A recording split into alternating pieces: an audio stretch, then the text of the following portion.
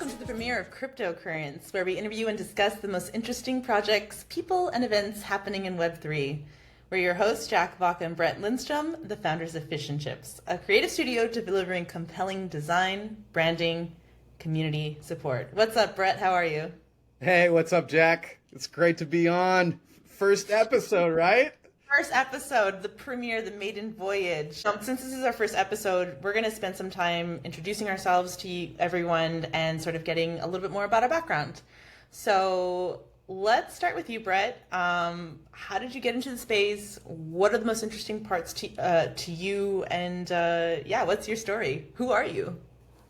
Cool, yeah. Wow, that's a lot to get into. Let's see. I think a good place to start would be the first time that I heard about Bitcoin. The first time I heard about Bitcoin was at a party in college, and some old hippie dude wearing like one of those like sorcerer hats, dressed up like he was the kind of guy that would go around to campuses and he would just like talk about random shit that people, like wouldn't pay attention to, and like tons of conspiracy theories and things like that. But he was super cool and everyone still loved him. He's one of those guys. I'm sure there was one at every campus. Everybody had one. The old dude that walks around to all the parties and spouts off nonsense. Well, one day he came by and he wasn't spouting nonsense.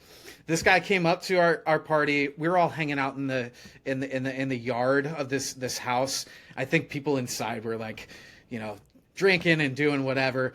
And we were outside having these like super philosophical conversations about, like life and art. It was an art school.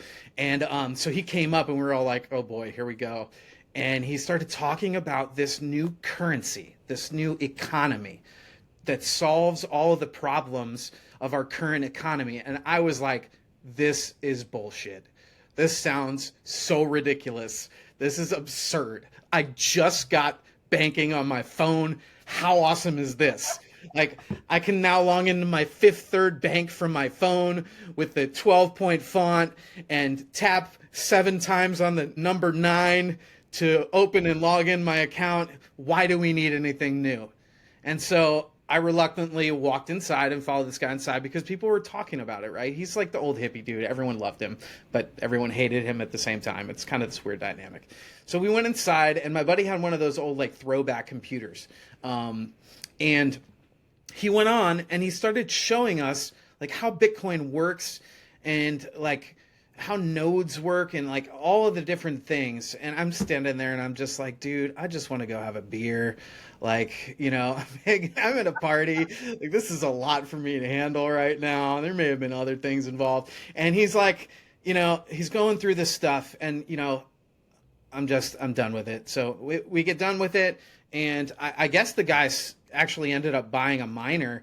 And so later on, I don't know how many millions of dollars that kid who had that computer at his house made. But yeah, good for him for being open-minded and not shunning an old man who came to his doorstep. So that's the first time that I heard about Bitcoin. And flash forward, heard nothing about it. I'm in art school.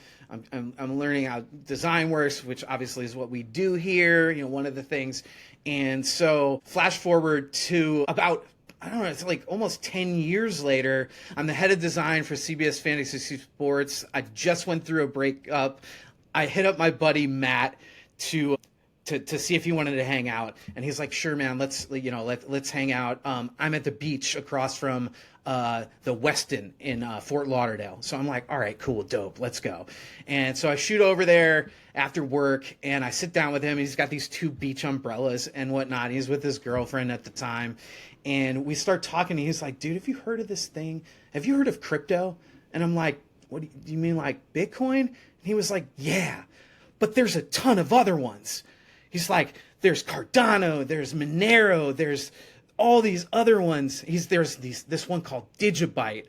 And he's like, and then there's this one called Ripple. I think Ripple's going to take off. And I was like, awesome. And he shows me all these little icons. And I'm like, these are so tasty. Look at these icons. They're like, why don't stocks have these little icons and everything? And so I'm looking at all these things and I'm like, open up Poloniex at that time because we still had access in America to Binance and Poloniex. And I'm looking at all this stuff and I'm like, bro, how do I buy it? And he's like, well, you got to buy Litecoin on Coinbase. You got to send it over to Poloniex, but you got to open up an account and check with your bank account. But you'll probably need to call your bank account to set it up because they don't know what this is. And I'm like, this is absurd. Now I kind of miss those old days. Now I kind of miss all of that because now it's super easy compared to that. And people that say there's problems with UX, and there is, don't really remember that time. That was like 2017, early 2017, late 2016, something like that, right before the bull run. But anyway, I ended up buying Litecoin like 2 days before it went into like the stratosphere. And I didn't buy a ton of it, so I didn't get rich. But a couple of the people at CBS Sports did. And they kind of retired and went out to Silicon Valley to start a new startup. So that was kind of cool to see them do that, paid off their student loans, etc. I made a few $1,000s in the span of like a few days. And, you know, that was nuts. So that's how I got into the crypto space. Jacq, I kind of want to hear your story. I know they're going to want to hear your story because you've got an interesting story, kind of a fun one. Why don't you, why don't you get into that and just kind of talk a little bit about you, and what you're doing. You already know the story, which I'm happy to share with others about how I got into crypto. And it was also Bitcoin, also very early. I didn't have a wise, sage old man telling me how nodes worked or anything. I just wanted to buy drugs on the Silk Road.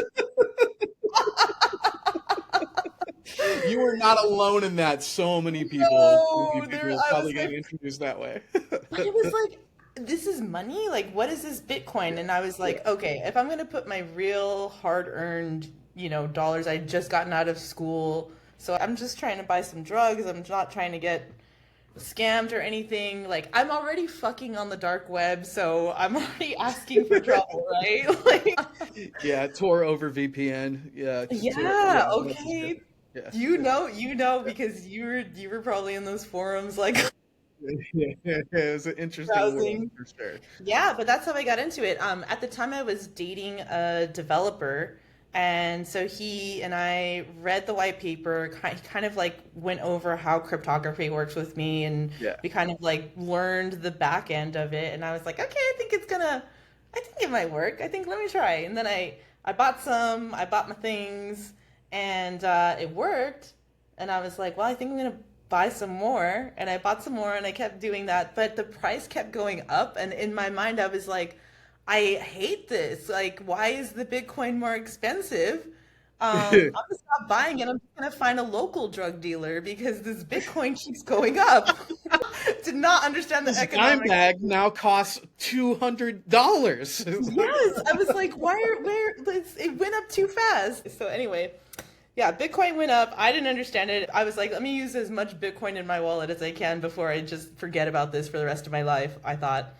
And I didn't do anything. I paid attention to it, but only when it would come up in the media headlines. So like the Gox thing and like all these other whenever something bad happened, I was like, whew, I'm glad I got out. But I wasn't here to see like all the good stuff that was happening until Ethereum. Ethereum came along, DeFi summer, all of that stuff. I saw I had a friend that was starting a DAO. I kind of came in through the DAO world to Ethereum because I was like, wow, it's not just money, it's all this other programmable stuff you can do. So came in through Ethereum, worked in DAOs, worked at Polygon, worked in their community, director of community for last bull run, which was tremendous and amazing. And so much happened in such a short amount of time. It's like crazy to think how I pivoted from like making ads to like working full-time in crypto and getting like way too in the technical weeds than I normally would. That's where it's fun though. It gets you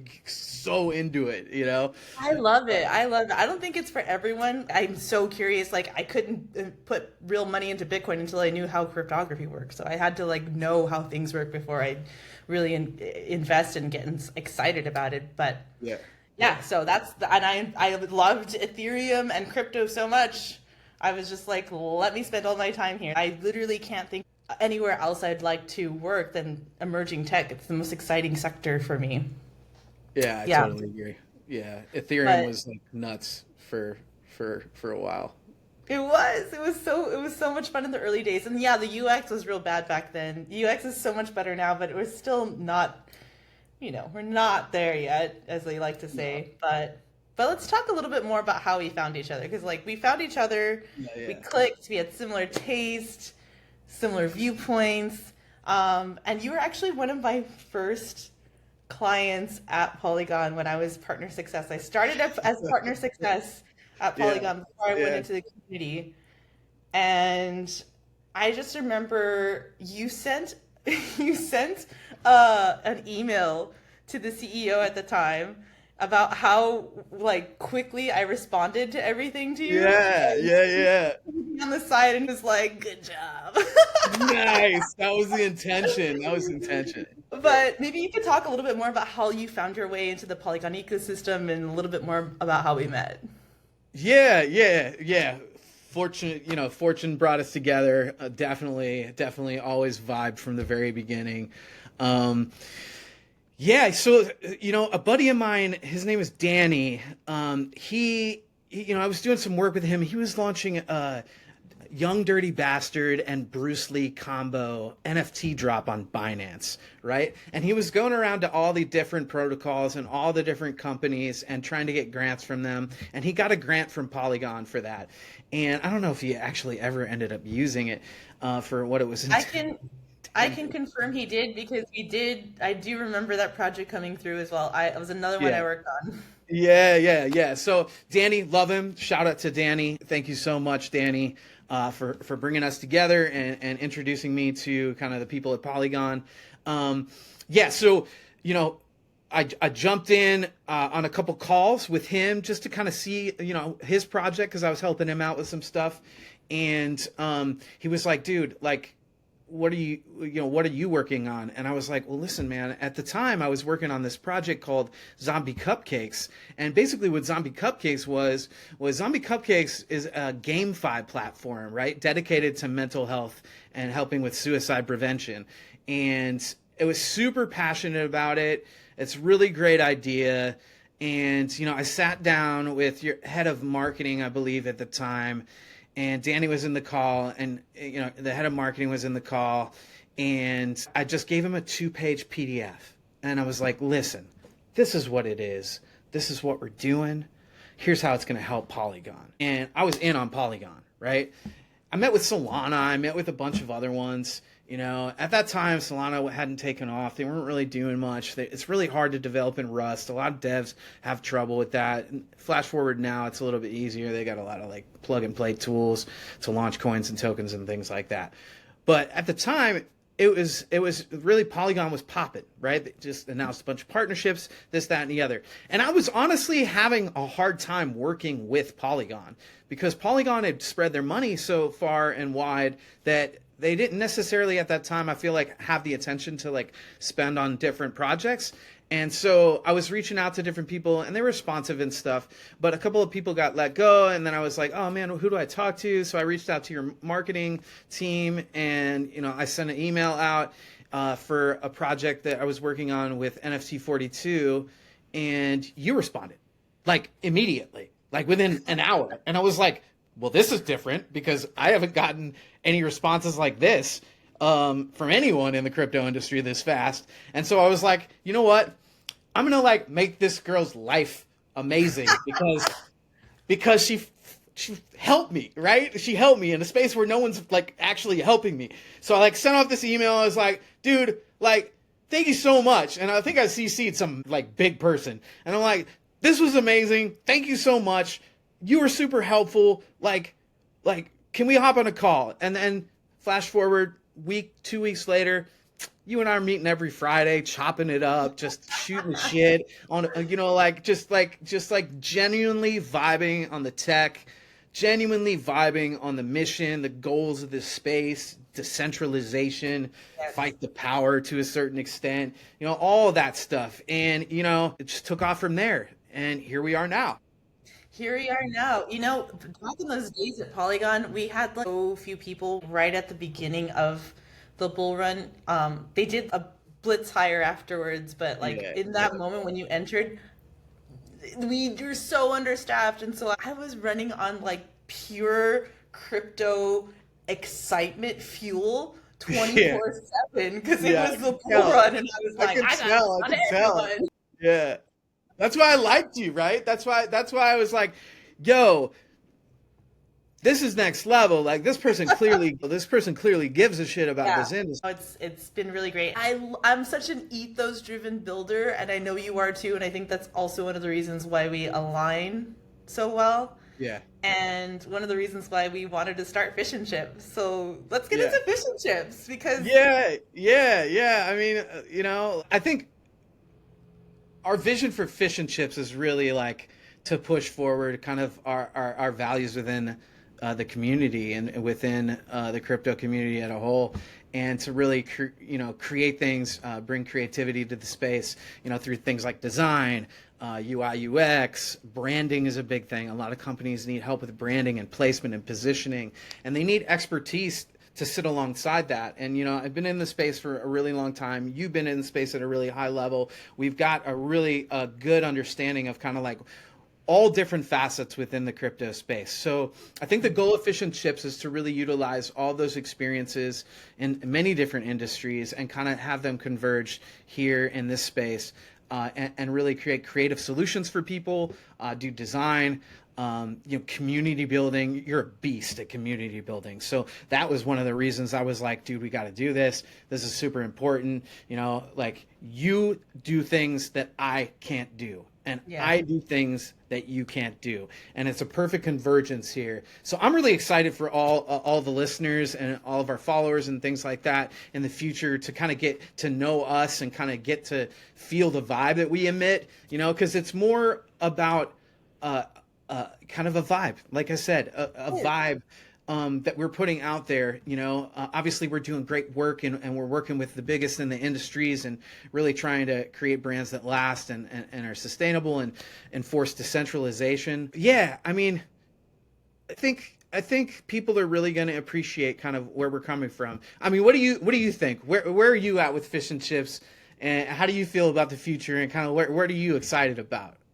So when I think about Fish and Chips, I think it's such a winning combo because when we talk about that customer acquisition, right? The flywheel is there because you have the top of funnel where you have branding, you have design, you have the like eye-catching stuff, the thumb-stopping stuff.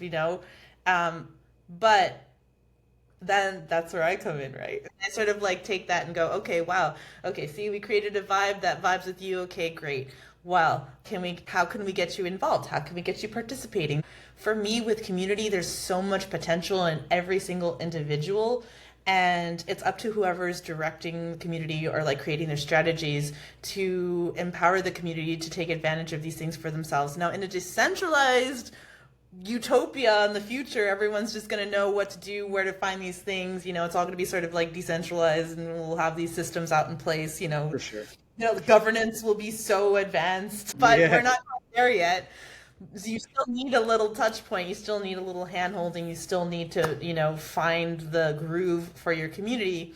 That's kind of where I come in, right? Because not Yeah. only did I work at a high level with a protocol with many different types of audiences, right? Every type of audience. When you work on an L2 protocol, you're working on every single piece of that, from a ZK researcher, a protocol dev, all the way to like an app founder and like all of these middleware people and providers and RAS providers. And like, then there's also, the end users, DeFi users, all of these things. You have to know how to have a conversation with all of these people. You have to know what they want, what they care about. Everyone's a little bit different. So being able to work on a protocol level really prepared me to have a set of tools to address any sort of need in any of the components of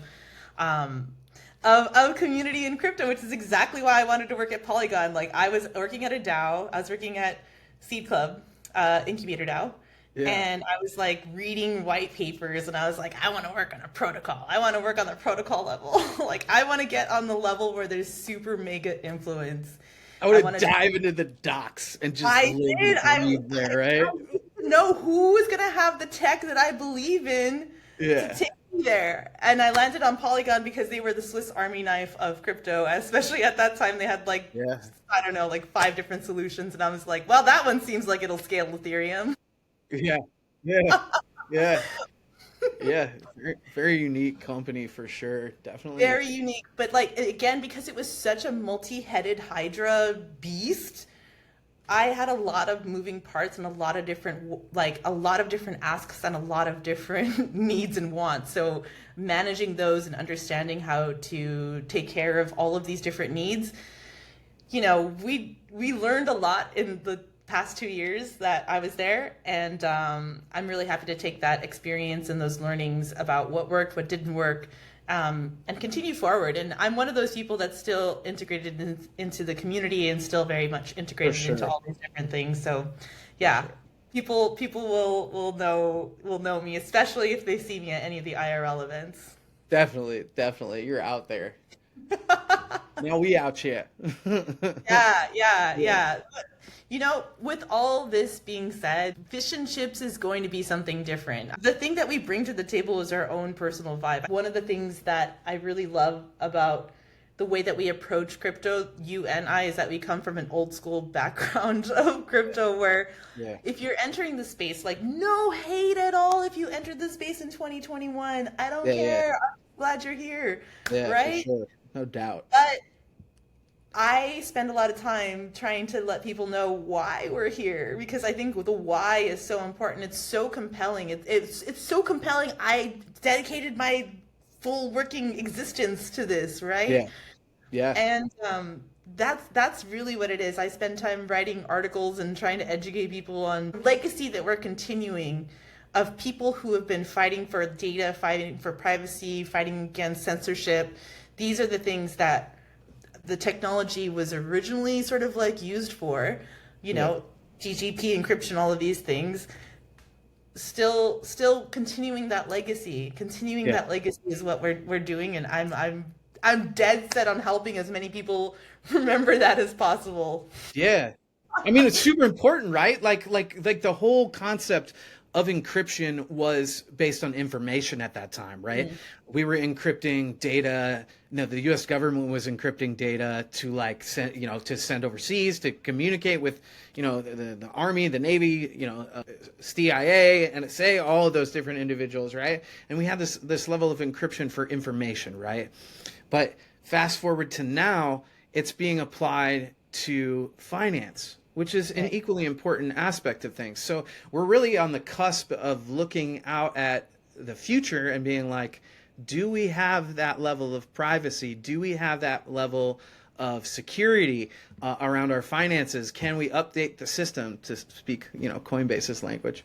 Can we update the system to really account for all of the unique use cases that we can solve and kind of fight that tyranny at the same time? It still needs to be at the core of kind of what we're doing. And I hope that doesn't get lost, and I hope we can kind of continue to bring light around that stuff. There's a lot of stuff in the media that you hear, a lot of price action talk, but here at Fish and Chips, and especially on the Cryptocurrents podcast, we really want to help you guys understand kind of what's going on in the space from a technical standpoint, from a monetary policy standpoint at times, though we don't need to get all into that. That's kind of it can get kind of annoying and dreary. We don't want this to turn into a political podcast, but I think that those ethos are really important. So hopefully you guys will learn some of that stuff sitting with us on these podcasts. And Jacq, obviously you have like a wealth of knowledge in that space. It's my passion. Yeah, yeah, yeah. Yeah, no, I think we're headed into a really interesting time. So as we kind of move on and we have events and we want to, put a spotlight on different things, what are some of the coolest people in crypto, some of the smartest people in crypto that you've seen and that you would like to highlight on this show? Ooh, like potential future guests, things like Yeah, this. yeah, yeah. Like maybe like let's see. I really, really admire my former colleague Hudson Jameson, who Awesome. used to Yeah. work with Ethereum Foundation. He literally wrote EIP1. Awesome. That's so epic. He's got to be Yeah. on. We got to get him Yeah, on. For sure. so I would love to have him on. I think we both have a mutual friend. Like, so I worked with Just Justice is OX awesome. Justice, yeah, Awesome. at So awesome. Polygon, Yeah. and he and I, again, coming from DAOs, so we vibe on DAOs For and sure. For governance sure. so hard. Yeah. So I think he's one of the smartest people in terms of organizational optimization, and I would love to get nerdy with Justice. Um, Yeah. and actually, like, have a long list of people I've met. I've met people at their very beginning of their journey, and now I'm seeing them like raise Yeah. crazy capital and go crazy, and I'm Yeah. happy for them. And the people that I vibe with, again, as a community person, I can suss out when someone's not vibing with me very quickly. I've got a high EQ, high EQ. For sure. For What sure. about you? I know you know a ton of people like on a different side of the world, on the different side of the crypto world than me. Like, who would be like some of your favorite kind of folks to come out? Yeah, no, I mean, there's so many people in this space, right? You know, one of my buddies, one of the actual devs that I worked with on Zombie Cupcakes, his name is Alex. Um, Alex doesn't speak amazing English, but he might be able to get through a podcast with us. But he did Lido's V2 audit, which is like mind-boggling. Like that, this guy, like he's a genius. He was the CTO at Acropolis. He would be really cool individual. He's just an amazing dev, amazing engineer, smart contract king. You know, Kevin over at the Graph. Kevin is amazing. I've had a chance to work with him on some interesting projects. And Kevin's actually a DJ, which is super cool. Whoa, I didn't know that. Yeah, dude. So that he's hella chill. So, you know, I worked with him a little bit on a project called Fed Fighter, which is it was a project to like raise awareness for like the current economic situation. And there's this captain like Satoshi that comes in and he's like fighting against the tyranny of the Fed and like just all this cool stuff. I don't think that project ever went anywhere, but it was really fun, and that's how we met. And yeah, there's just so many people. Obviously, you know, I'm a member of Bankless DAO, which we just actually changed our name to Black Flag DAO. I don't know how I feel about that. It's cool. It's a great name. So there's a lot of history there. I don't know. I want to get Vitalik on here. I think we should get Vitalik on here. Maybe season 2. We'll get Vitalik. Yeah, with all that being Yeah, said, we're going to yeah. have a very interesting and exciting time on the Fish and Chips Cryptocurrents podcast. Yeah. We're different, we're thoughtful, we've got, you know, our eye on the future, and I'm just really excited about all of the future episodes that we're going to be having because, again, there's so many new projects that are opening up incredible possibilities that I'm just excited to talk about and tell people about because this is the stuff that I literally get up and like eat for breakfast. Yeah, definitely. What can people tuning in expect from us on this podcast in the future? You know, like beyond all of these wonderful guests. I think they can expect, you know, real takes on events, projects that derive attention, that caught our eyes, and highlighting some of the smartest, coolest people in crypto is definitely something that I think we want to take, you know, a look at. But just a quick teaser, right? We're going to dive into a fun and exciting and annoying and crazy and wacky and wild world on our next episode, and that is meme coins. So definitely check out the next episode. You will have your mind blown by all of the fun, crazy wackiness that we got in store here on Fish and Yeah, Chips Podcast. meme coins, you know, they're more divisive than I ever thought they would ever be. Right? Yeah. Some of them are annoying, I admit that, but have I bought a meme coin? Yeah. Of course. Yeah. It's unavoidable. It's inevitable. Don't hate the player, hate the game. It's all right. We're all mad at the AI agents making millions. It's fine. For sure. Brings us to the end of the premiere of Cryptocurrents, a podcast by Fish and Chips. I'm Jacq Vaca. And I'm Brett Lindstrom. Please give us a follow, give us a like. Thank you.